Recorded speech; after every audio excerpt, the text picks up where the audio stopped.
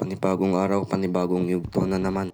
At dahil nga nag-hardcore ay mas pipiliin natin na mag-vanilla na lang kaysa maglagay ng kahit anumang mods. Except sa item physics na tatanggalin ko rin naman mamaya maya.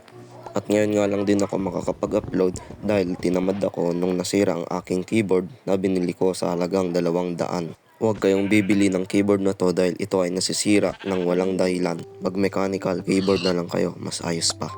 Ang base nga na gagawin ko dito ay base na ginawa ko na rin noon. Isa pa nga sa gagawin ko dito ay ang XP farm na kinakailangan din para sa hinaharap. Para nga ito sa enchantment table na gumagamit naman ng XP. Sa kabutihang palad ay nakakita tayo dito ng iron, ngunit sa kasamaang palad ito ay dadalawa lang.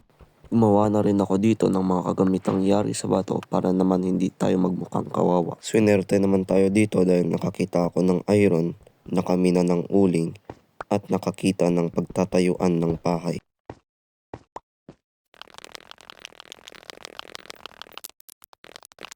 Nakakita din ako ng nayon dito na mamaya ay pupuntahan ko rin naman. Ilapag ko na rin dito ang mga gamit ko para dito na rin ako magtatayo ng bahay.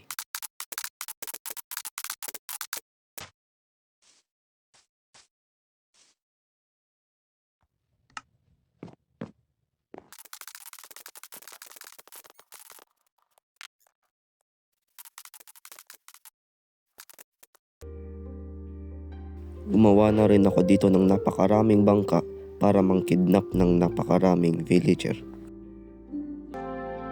Ngunit sa kasamaang palad, dahil sa sobrang liit ng kanilang nayon, ay dadalawa lang ang ating natagpuan. Nakakita na naman ako ng ruined portal kaya kagad ko tong pinuntahan. Dito hinanda ko naman ang ating lupa pati na rin ang ating bukid para sa pagpaparami ng mga alaga.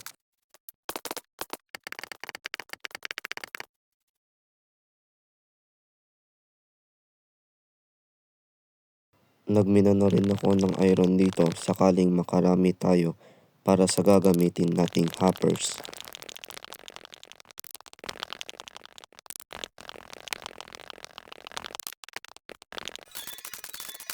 Dito nga ay kumuha na rin ako ng mga gagamitin upang sa mga proyekto ay may magamit tayo dahil may kanya-kanya nga silang dami ng kagamitan.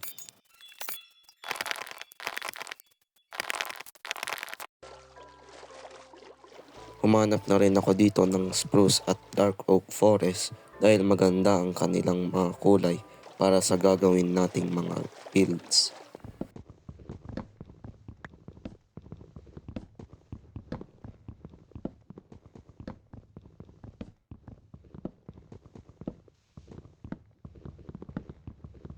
Dito ay kinuha ko na nga yung dalawang villager kanina para makapagparami na sila kaagad.